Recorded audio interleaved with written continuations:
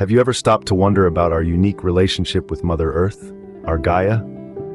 Imagine a world teeming with life, from the deepest ocean trenches to the highest mountain peaks.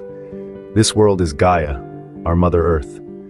She is not just an inert mass of land and water. She is a living, breathing entity that sustains us, nourishes us, and provides for us. In ancient Greek mythology, Gaia was the personification of the earth, the ancestral mother of all life.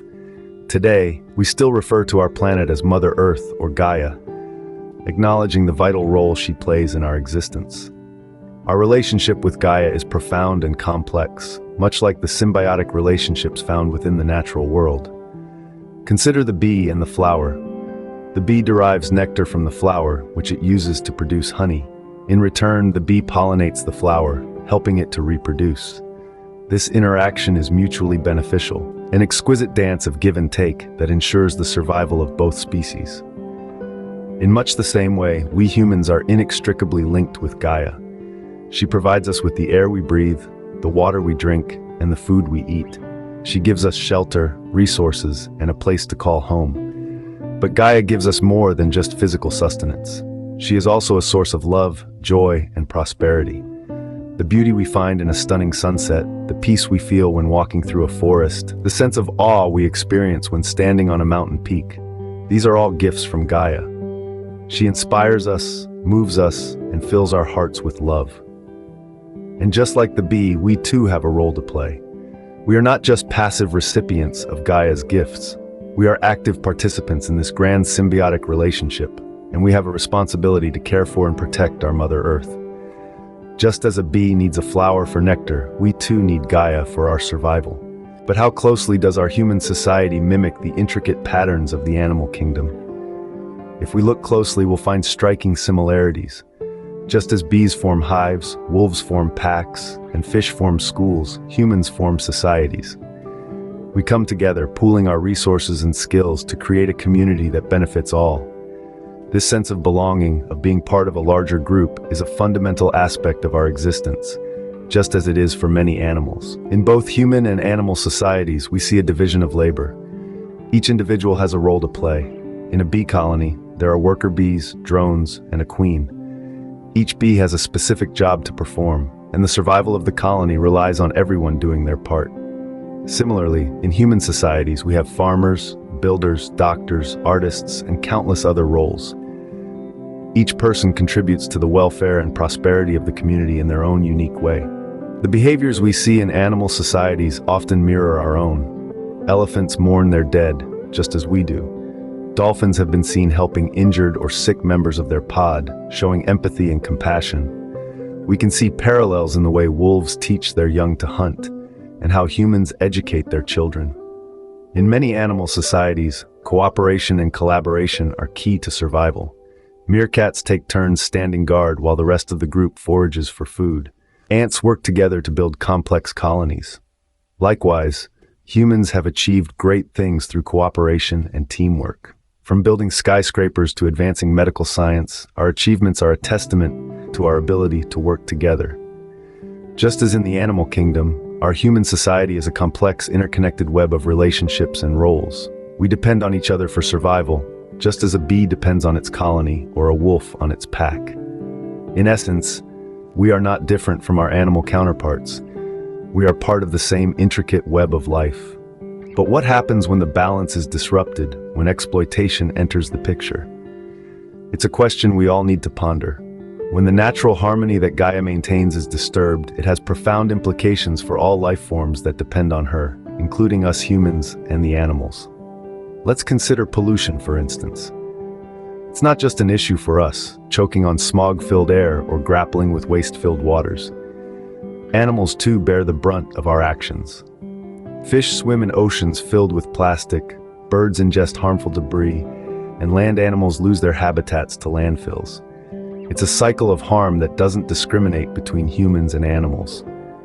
Then there's deforestation, another form of exploitation that shatters the balance of life. As we clear forests to make way for urban sprawl, we not only release carbon dioxide into the air, contributing to global warming, but we also rob countless species of their homes. We disrupt the intricate web of life, causing a ripple effect that harms us all. Animals lose their homes, their food sources dwindle, and their survival becomes precarious. And we humans? We face the consequences of a warming planet and dwindling biodiversity. And it's not just about physical harm. The spiritual ties that bind us to Gaia and the animal kingdom are strained when we exploit the environment. The less we live in harmony with nature, the more disconnected we become from the essence of life, love, and prosperity that Gaia represents. Our actions, our choices, they matter. They have far-reaching consequences that affect not just us, but all of Gaia's children. We share this planet, this source of life, and with it, we share the burden of its care. When we harm Gaia, we are not just harming ourselves, but all creatures that share this home with us. Because remember, we are all connected in the grand tapestry of life. Our destinies are intertwined, and we must work together to restore the balance and ensure the survival and prosperity of all life on Gaia. How then can we mend our relationship with Gaia and restore balance? This question guides us to a path forward, a path lined with sustainable practices, conservation efforts, and respect for all life forms. The healing of our relationship with Gaia begins with these three pillars. Sustainable practices are not just a trend, they're a necessity. Just as animals adapt in response to changes in their environment to ensure their survival, we too must adapt. We must transition towards renewable energy sources, reduce waste, and promote sustainable agriculture. We must learn from the humble bee that pollinates flowers, contributing to the growth of plants and the proliferation of life. Like the bee, our actions should nourish the earth, not deplete it. Conservation efforts are another crucial step towards healing our bond with Gaia. We must protect our forests, rivers, and oceans, just as the wolf protects its territory, understanding that its survival is intertwined with the health of its habitat. Our survival, too, depends on the health of our environment. We must become guardians of our planet, taking action to prevent the extinction of species, the destruction of habitats, and the pollution of our resources. And finally, we must cultivate respect for all life forms. In the animal kingdom, every creature, no matter how small or seemingly insignificant, plays a role in the balance of the ecosystem. The ant, the elephant, the tree, the bird, all have a part to play. In the same way, we must recognize the value of every life form on our planet, understanding that we are all interconnected in the web of life that Gaia weaves. The path forward is not easy, but it is necessary.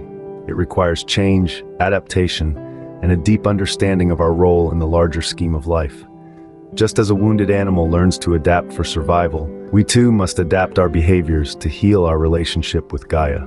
Our relationship with Gaia is not just a personal responsibility, but a collective one. Picture this, a murmuration of starlings, thousands of individual birds moving as one, creating breathtaking patterns in the sky. Or consider a colony of ants, each insect playing its part in a complex, cooperative society. These are but two examples of collective behavior in the animal kingdom, where the group's survival and prosperity are prioritized over the individuals. In the same way, our relationship with Gaia, our Mother Earth, calls for collective action. We're not solitary creatures, but part of a global community, and the health of this community relies on the wellness of our shared home. Just as animals instinctively work together for the benefit of their group, we too must recognize the power of unity in preserving Gaia.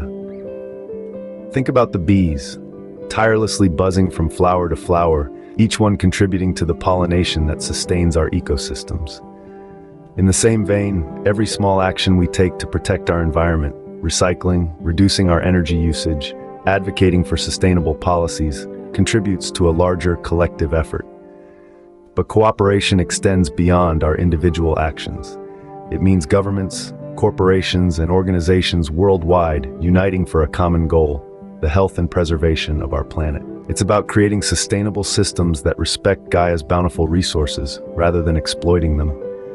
It's about recognizing that our fates are intertwined with the fate of our planet and acting accordingly. The animal kingdom, in all its wisdom, teaches us that survival is a team effort. The ants, the bees, the starlings, they understand that their strength lies in their unity. They understand that the survival of their colony, their hive, their murmuration depends on the collective effort of each member. Let's take a leaf out of their book. Let's recognize our shared responsibility towards Gaia and work together to protect her. After all, just as a pack of wolves works together for the good of the whole, human society must band together to protect and preserve Gaia. So, where does this leave us in our relationship with Gaia? As we've journeyed through this exploration, we've drawn parallels between human society and the animal kingdom, underscoring the intricate ties that bind us to our Mother Earth. We've seen the harsh consequences of exploitation, a testament to how our actions ripple through the fabric of Gaia. Yet we've also charted a path to healing, a path that calls for mindfulness, respect, and a deep understanding of our place in the grand scheme of things. We've emphasized the importance of collective responsibility, for it's in our united efforts that we can truly make a difference. This isn't just about preserving the planet. It's about acknowledging our roots, our connection to Gaia, and the life, love, and prosperity she bestows upon us. In the end, we are all children of Gaia, interconnected and interdependent. It's time we honor that connection and treat our Mother Earth with the respect she deserves.